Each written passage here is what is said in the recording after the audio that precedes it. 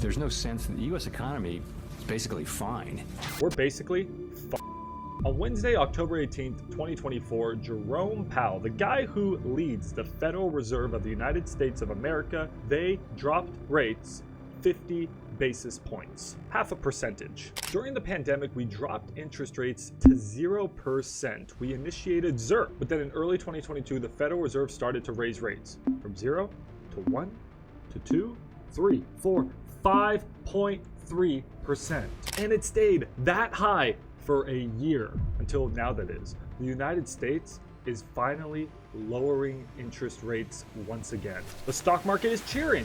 Bitcoin is cheering. Low interest rates means that asset prices go up, right? No, because what you do not understand is that Jerome Powell, the Federal Reserve, is lying to you. Everything is not fine. Everything is bad. We are in a recession, and the recession is only getting worse. The United States economy is sick. And these interest rate cuts, this is nothing more than medication. It's already too late. We have the flu, and all the Federal Reserve can do now is try to make the pain just a little bit less bad. Mandate goals of maximum employment and stable prices for the benefit of the American people. Our economy is strong overall and has made significant progress toward our goals over the past 2 years. The labor market has cooled from its formerly overheated state. Our economy is not strong. And Jerome Powell, I know that you know that. The labor market has cooled, Jerome? Well, that's a understatement. Unemployment is slowly starting to skyrocket. Unemployment is up around 1%. That's millions of more people who are unemployed. And that is the Fed's data. And we know their data is full of shit. They straight up lie about unemployment. Unemployment was only 9% at its peak. Okay, so then tell me why every freaking thing is 50, 100, 200% more expensive than it was just a few years ago. The Federal Reserve, and I know you know it, they lie about inflation. They also lie about unemployment. Why is it that every single month they revise the data? Unemployment numbers are super low. 30 days later, hidden on the back of the Wall Street Times newspaper, unemployment numbers were actually really bad. But why would the Fed lie about inflation? Why would they lie about unemployment? Well, I'll let you make your own assumptions. But what I'm gonna do right now is show you the data and explain to you why I believe Jerome Powell is lying to you. But let me first pose this question. If the economy is doing so well, if everything is so great like Jerome Powell says, then why cut rates in the first place? Lower interest rates encourages more spending and more investment in the economy. It heats up the economy. So why lower rates in the first place? Especially why lower rates 50 basis points, half a percentage, when the standard rate cut is 1/4%. They doubled that number. They are moving fast. They are really trying to lower rates as fast as possible. So why? It's like if you went to the doctor. Hey, editor, John, throw up a hospital in the background. You got an autopsy done, and here are the results. Your autopsy came back perfect. Everything is fine. You're in perfect health, but just I just like to prescribe a few over-the-counter little medications. Okay, so I think we're gonna give you a little bit of Advil. Let's give you a large dose of ivermectin. And a nurse, let's give our patient 14, 17 rounds of chemotherapy. Yeah, just a few, 17, maybe 20 rounds of chemotherapy. What the doctor? What the Jerome Powell? If everything is fine, why are you lowering the rates? Everything is not fine. Here is the data. Remember that chart we looked at of interest rates? Well, yeah, let's just sort of move this back slowly. Yeah, let's just see what happens. When interest rates go down,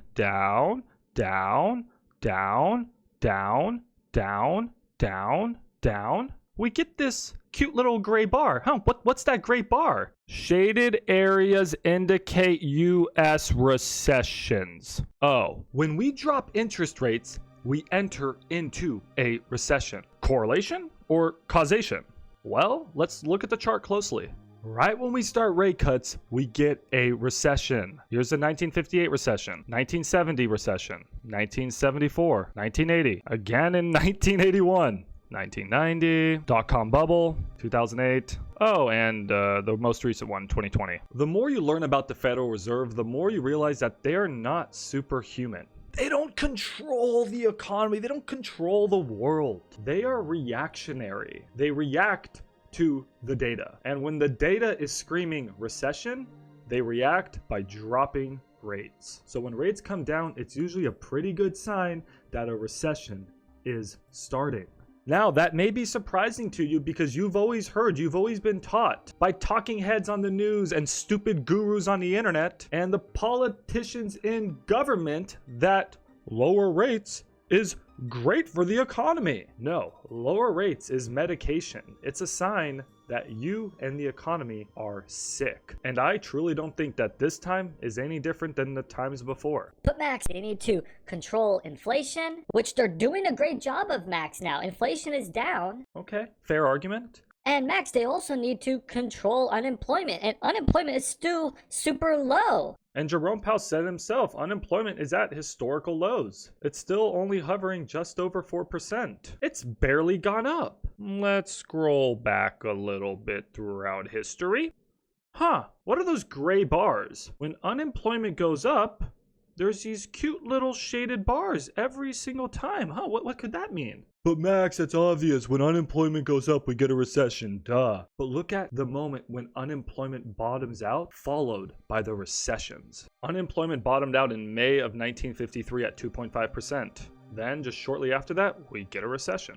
Unemployment bottoms out in March of 1957. A few months later, recession. Again in 1960. Unemployment bottoms out in September of 1968. A year later, recession. Unemployment bottoms out in March of 1979 at 5.6%. 6 months later, recession. March of 1989.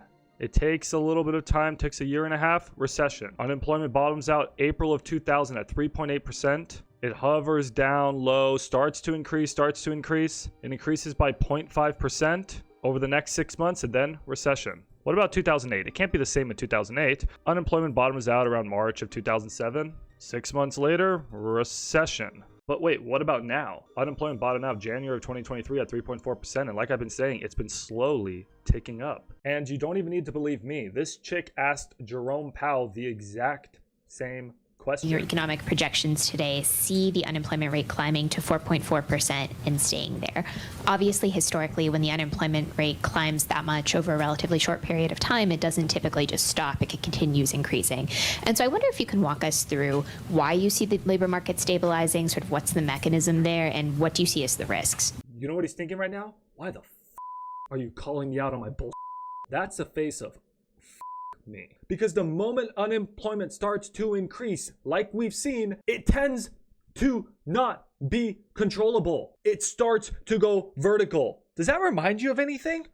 When something starts to go, it becomes out of our control. We can't control it. We can't stop it until we do something drastic. When was the last time that happened? Oh, I don't know. Maybe with inflation, and the only way to stop it was to hike rates up. So the only way to stop this unemployment is to drop rates super fast, but more so than that, and I'll talk about this in another video, so make sure to subscribe to see my next videos on the economy. The market will bottom, not when they crash rates down to zero. The market will bottom the moment they start printing money. The market bottoms when all the Inflation Reduction Relief ridiculous packages start to be created by Congress. When they start printing trillions and trillions of dollars of stimulus, that's your buy sign for when you should go all in on the market. But anyways, let's hear his answer for what it's worth. I mean, you're being lied to. So, again, the labor market is actually in a solid condition. And what? Although firing hasn't started en masse, I'm telling you, hiring has slowed down to a freeze. Companies are not hiring, and that is scarier to me than firing. You don't see it, you don't hear about it in the news, but I'm telling you, companies are not hiring. our intention with our policy move today is to keep it there.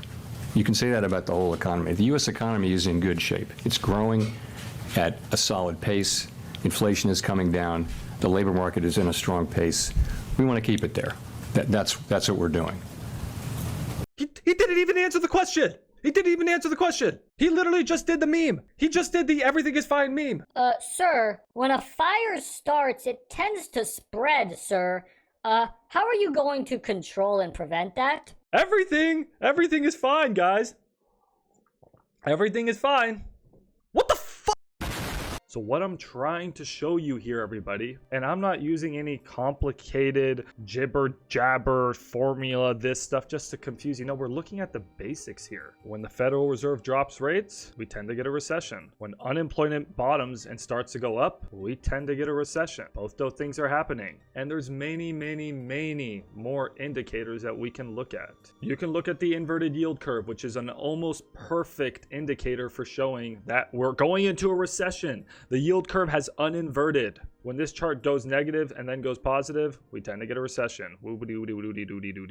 And it's happening again now. I could sit here and show you data point after data point after data point after data point after data point. But the fact is that I know you know. I know you know that the economy is not as good as they're trying to tell you. And I know you know that they are only reacting this way because they are panicking. It's not because they fixed the problem. It's because they are trying to fix the problem that they've started. I mean, the most telling indicator, guys, is the housing market. Let's listen in on the housing market. Housing sector investment fell back in the second quarter after rising strongly in the first. Improving supply conditions have supported.